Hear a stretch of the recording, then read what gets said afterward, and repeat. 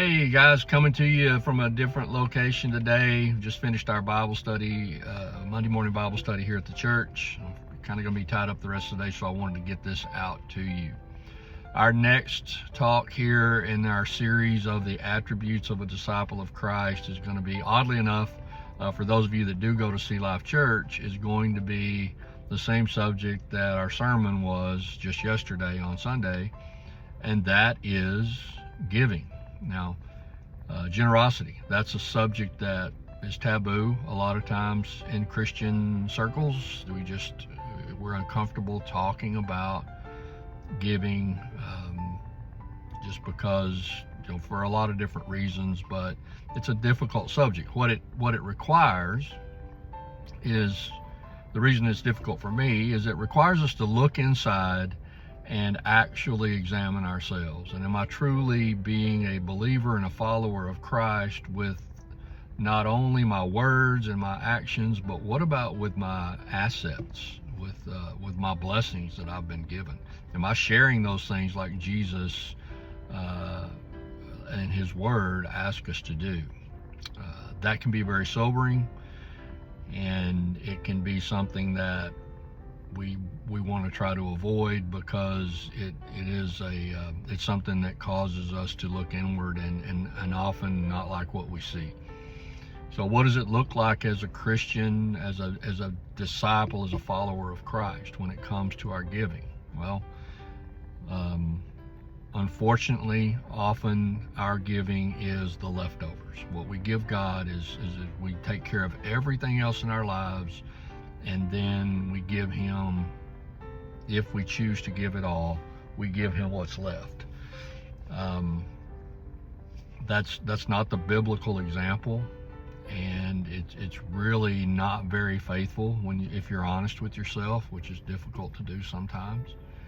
If you look back in the Old Testament, the Jewish people in their law had a festival where they called it the Festival of the First Fruits, where they actually gave to God off the top of their produce, or whatever it was whatever their income was in those days. Typically it was some type of produce in an agrarian society, and God got paid first, if you want to look at it that way. It wasn't really him getting paid, it was just a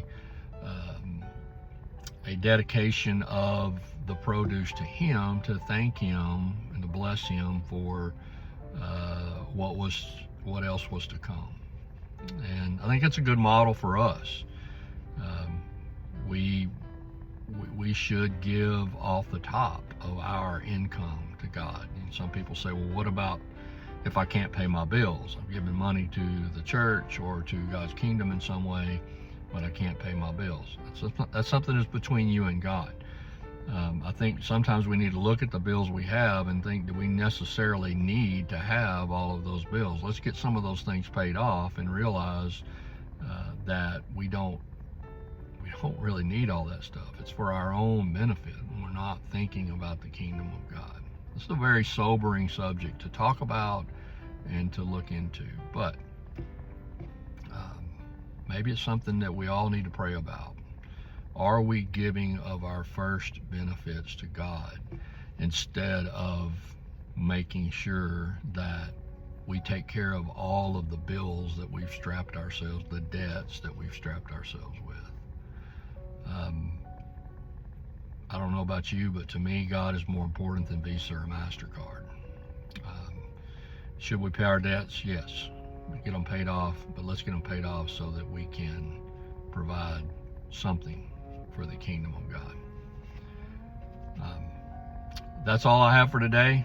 Not an easy one to talk about, but it is what it is. As always, I love you. Nothing you can do about it. Can't wait to see you guys a week from Wednesday, and go out and do something great for the kingdom today. See ya.